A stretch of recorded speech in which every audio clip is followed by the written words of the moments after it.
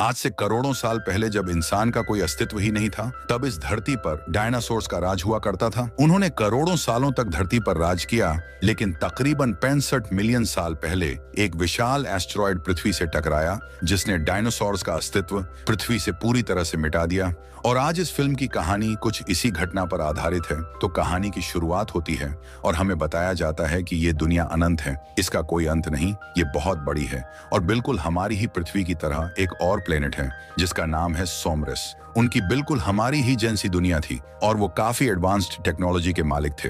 वो वहां पर आराम से रह रहे थे। हालांकि ये वक्त 65 मिलियन साल पहले का था, लेकिन सोमरस के लोग इतने एडवांस्ड थे कि वो तब भी किसी दूसरे प्लेनेट पे जा सकते थे। इसके बाद हम इस मूवी के मेन कैरेक्टर माइल्स को देखते हैं, जो कि यहाँ पर अपनी बेटी और अपनी वाइफ के साथ रहा करता था। माइल्स अपनी बेटी और अपनी वाइफ के साथ समुद्र के किनारे बीच पर आया हुआ था और उसकी बेटी को एक जानलेवा बीमारी थी और उसका इलाज कराने के लिए माइल्स के पास उतने पैसे नहीं थे। इसीलिए वो एक स्पेस मिशन पर जाने का फैसला करता है। क्योंकि वो एक पायलट था, वो अपने साथ अपने कुछ साइंटिस्ट साथियों को लेकर एक दूसरे प्लेनेट की खोज में जाने वाला था।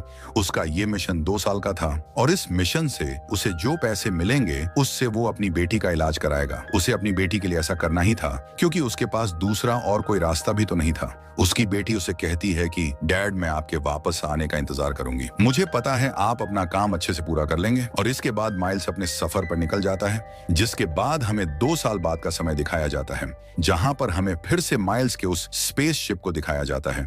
ये लोग अपनी मंजिल पर पहुंचने ही वाले होते हैं कि तभी कुछ छोटे छोटे एस्टेरॉयड के मलबे आकर इनके स्पेसशिप से टकराने लगते हैं। वो टुकड़े स्पेसशिप पर इतनी जोर से लगते हैं कि स्पेसशिप बुरी तरह से कांपने लगता है। इस सारी हलचल में माइल्स की अपने स्लीपिंग चैम्बर में आंख खुल जाती है और अब वो बाहर निकलकर अपने शिप को कंट्रोल करता है, क्योंकि बाकी के सभी लोग अपने स्लीपिंग चेम्बर्स में गहरी नींद में सो रहे थे और ये शिप ऑटो पायलट मोड पर खुद चल रहा था। उन छोटे पत्थर के टुकड़ों की रफ्तार काफी ज्यादा थी, जिस वजह से स्पेसशिप काफी डैमेज हो जाता है। इन सारे हालातों को देखते हुए माइल्स फैसला करता है कि मैं स्पेसशिप को पास के ही किसी प्लेनेट पर लैंड कराऊंगा। लेकिन अब जैसे ही वो उस प्लेनेट की ऑर्बिट में आता है तो तेज रफ्तार की वजह से उसे कुछ भी दिखाई नहीं देता और ये स्पेसशिप एक काफी बड़ी सी चट्टान से जाकर टकरा जाता है। इससे स्पेसशिप को एक बड़ा झटका लगता है, जिससे अंदर के सभी चैम्बर्स तबाह और बर्बाद हो जाते हैं। सब कुछ बर्बाद हो चुका था, यहाँ तक कि माइल्स की हालत भी काफी खराब हो चुकी थी। इसके बाद वो चेक करने के लिए आता है कि क्या कोई जिंदा बचा है, लेकिन जब वो बाहर आकर देखता है तो वो पाता है कि सारे के सारे चैम्बर्स बर्बाद हो चुके हैं, जिसमें मौजूद सभी लोग मर चुके थे। लेकिन तसल्ली की बात यह थी कि यह प्लेनेट इंसानों के रहने के लिए एकदम ठीक था, क्योंकि यहाँ पीने के लिए पानी, खाने के लिए पत्ते और ऑक्सीजन भी है जिसमें सांस लिया जा सकता है। लेकिन उसे ये अंदाजा बिल्कुल नहीं था कि अगर इस प्लेनेट पर जिंदगी है तो यहाँ और भी खतरनाक क्रीचर हो सकते हैं। और जिस प्लेनेट पर माइल्स लैंड हुआ था, ये कोई और प्लेनेट नहीं बल्कि आज से 65 मिलियन साल पहले की हमारी पृथ्वी थी, जब इंसान पृथ्वी पर पैदा भी नहीं हुए थे। यहाँ पर सिर्फ बड़े मॉन्स्टर्स का राज हुआ करता था। इसके बाद माइल्स अपनी जानकारी अपने बेस में देता है और उनके साथ जो हुआ वो भी बताता है। उसे याद आता है कि हमारी इस स्पेसशिप में 2 छोटी स्पेसशिप भी थी जो कि इमरजेंसी में काम आती थी, लेकिन उसे अंदाजा नहीं था कि वो कहाँ गिरी है। और क्योंकि वो शिप काफी मजबूत थी तो माइल्स फैसला करता है कि वो उन्हें ढूंढेगा और कैसे भी करके अपने प्लेनेट पर वापस जाएगा। अब उसे यहाँ पर खाने पीने के लिए कुछ भी नहीं मिल रहा था और हालात काफी मुश्किल थे। एक बार तो माइल्स खुद को मारने का भी डिसाइड करता है, लेकिन जब उसे अपनी बेटी की याद आती है तो वो रुक जाता है। वो उसकी तस्वीरें देखकर उसे याद करने लगता है। इसके बाद उसे सिग्नल मिलता है कि उन सभी चैम्बर्स में से एक चैम्बर में से आवाज आ रही है। जब माइल्स वहां पर चेक करने के लिए जाता है कि क्या सच में अभी भी कोई जिंदा है, तो थोड़ी देर ढूंढने के बाद माइल्स को वो चैम्बर मिल जाता है। उसके अंदर एक छोटी बच्ची थी और वो उसकी बेटी की ही उम्र की थी। वो उसे अपने साथ ले जाता है और जब उसे होश आता है तो वो उससे पूछता है कि तुम कहां से हो और तुम कौन हो, तुम्हारे सारे ग्रुप का क्या प्लान था। वो लड़की बोलती तो है, लेकिन माइल्स को कुछ समझ नहीं आता, क्योंकि उस लड़की की लैंग्वेज अलग थी। इसलिए वो समझ नहीं पाता कि लड़की क्या कह रही है और किस भाषा में बात कर रही है। माइल्स को चैम्बर में इस लड़की की डायरी भी मिली थी, जिसे पढ़ने के बाद उसे समझ आता है कि इस लड़की का नाम कोआ है। अब अगली सुबह माइल्स इस प्लेनेट को बारीकी से जांचने के लिए यहाँ छानबीन करने के लिए घूमने चला जाता है। और साथ ही वो अपने स्पेसशिप को भी ढूंढ रहा था। यहाँ पर उसे काफी सारे वोल्केनो मिलते हैं जो कि बार बार इरप्ट हो रहे थे और यहाँ पर एक डायनासोर का कंकाल भी पड़ा था।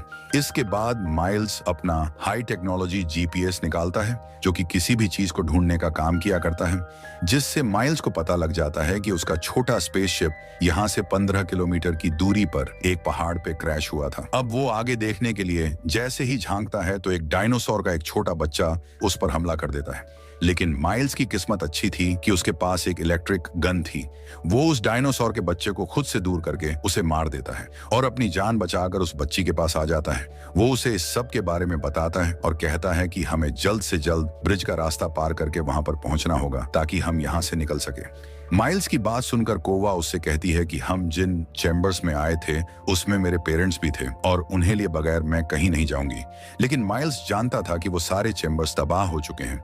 वो उस बच्चे को ये बात ना बताते हुए उसे समझाता है, लेकिन कोवा उसकी कोई भी बात सुनने को तैयार ही नहीं थी। इसीलिए माइल्स उससे झूठ बोल देता है कि तुम्हारे पेरेंट्स भी उसी पहाड़ पर हैं, तो जल्द से जल्द मेरे साथ चलो, हमें वहां पर पहुंचना होगा। ये सुनकर कोवा मान जाती है और वो अपनी पूरी तैयारी के साथ अपनी मंजिल के लिए निकल पड़ते हैं। लेकिन जितना आसान ये रास्ता लग रहा था उतना ही खतरनाक और मुश्किलों से घिरा हुआ था, क्योंकि इस समय में ना सिर्फ चलने वाले बल्कि उड़ने वाले डायनासोर्स भी हुआ करते थे और ना जाने किस किस तरह की मखलूक थी जो कि उन पर कभी भी हमला कर सकती थी। अब वो दोनों किसी तरह से छिपते छिपाते एक बड़े से मैदान से होते हुए एक जंगल में आ जाते हैं और यहाँ पर कुछ बहुत ही भयानक डायनासोर होते हैं जो कि उन्हें देख लेते हैं।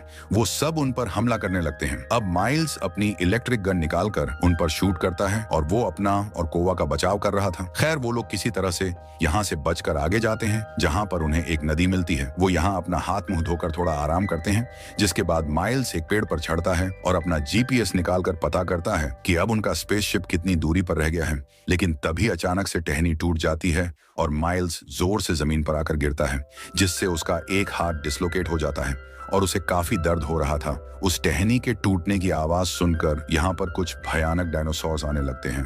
अब वो माइल्स को जैसे ही मारने के लिए आते हैं कि माइल्स के पास कुछ बॉम्ब्स होते हैं जिन्हें वो उन डायनासोर्स के ऊपर ब्लास्ट करता है, जिनसे वो मरने लगते हैं। यहाँ पर माइल्स इस तरह से अपना बचाव कर रहा था और कोवा एक दूसरी जगह पर जाकर एक पेड़ की टहनी के पीछे छिप जाती है। लेकिन तभी कोवा को एहसास होता है कि वो गलत जगह पर आ गई है, क्योंकि ये जगह तो उड़ने वाले क्रीचर्स का ठिकाना था। तो अब इसीलिए केओए उन्हें देखकर यहाँ से दूसरी जगह पर जाने लगती है, लेकिन इससे आवाज पैदा हो जाती है और एक उड़ने वाला डायनासोर उसे देख लेता है जो कि धीरे धीरे उसकी तरफ बढ़ने लगता है। वो काफी डर गई थी क्योंकि अब बचने का कोई रास्ता नहीं था और डायनासोर काफी करीब आ गया था। वो एकदम से हमला करके उसके कपड़े पकड़ लेता है और कोवा को खींचकर अपने साथ ले जाने लगता है। लेकिन माइल्स ऐसा होते हुए देख लेता है। वो डायनासोर का पीछा करता है और उसे शूट करके कोवा की जान बचा लेता है। वो इस सब से काफी डर गई थी, इसीलिए माइल्स उसे अपनी पीठ पर उठाकर उस पहाड़ की तरफ जाने लगता है, क्योंकि उसे केओए में कहीं ना कहीं अपनी बेटी नजर आ रही थी, जिसे कि 2 साल पहले वो अपने प्लेनेट पर छोड़कर आया था। अब क्योंकि इन्हें चलते चलते रात हो जाती है और रात में चलना खतरे से खाली नहीं था, इसीलिए ये लोग एक केव में जाकर रात गुजारने का फैसला करते हैं। यहाँ पर माइल्स दोबारा से अपना जीपीएस चेक करता है कि अब उनका स्पेसशिप कितनी दूर रह गया है। लेकिन यहाँ पर जो चीज माइल्स को पता लगती है उसे जानकर उसके होश उड़ जाते हैं, क्योंकि स्पेस में जो एस्ट्रॉयड के टुकड़े माइल्स के स्पेसशिप से आकर टकराए थे वो अब पृथ्वी पर गिरने वाले थे, जिससे होगा ये कि सारे डायनासोर्स और पृथ्वी पर जो भी चीज है वो सब कुछ तबाह हो जाएंगे। वो सारी चीजें राख में बदल जाएंगी। वो ये सारी चीजें समझ गया था और वो कोवा को भी इस बारे में बताता है। अब सुबह होते ही वे लोग जैसे ही यहाँ से निकलने वाले थे कि एक बड़ा सा डायनासोर आकर उन पर हमला कर देता है, जिससे बचने के लिए वो लोग उस केव के और अंदर आ जाते हैं।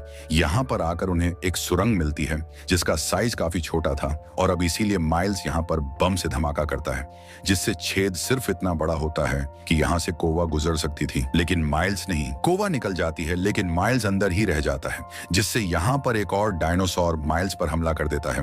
लेकिन माइल्स के पास जो इलेक्ट्रिक गन थी वो उससे उस डायनासोर पर शूट करके खुद को बचा लेता है और जैसे तैसे वो सुरंग से बाहर आता है। लेकिन बाहर आकर उसे कोवा कहीं भी दिखाई नहीं देती। वो आसमान से बहुत सारे चट्टानों के टुकड़े धरती की तरफ आते हुए देख रहा था, जिसका मतलब ये था कि इन लोगों को जल्द ही इस प्लेनेट को छोड़ना होगा, वरना वो लोग मारे जाएंगे। और इसीलिए वो जल्दी से उस तरफ भागने लगता है जहां वो स्पेसशिप थी, लेकिन वो गलती से एक दलदल में गिर जाता है। वो निकलने की बहुत कोशिश करता है, लेकिन वो दलदल उसे निगलता जा रहा था, यहाँ तक कि वो कोवा को भी आवाज लगाता है, लेकिन अब बचने की कोई भी उम्मीद नजर नहीं आ रही थी। अब इससे पहले वो पूरी तरह से डूब जाता, कोवा यहाँ पर आ जाती है और उसकी मदद करने लगती है।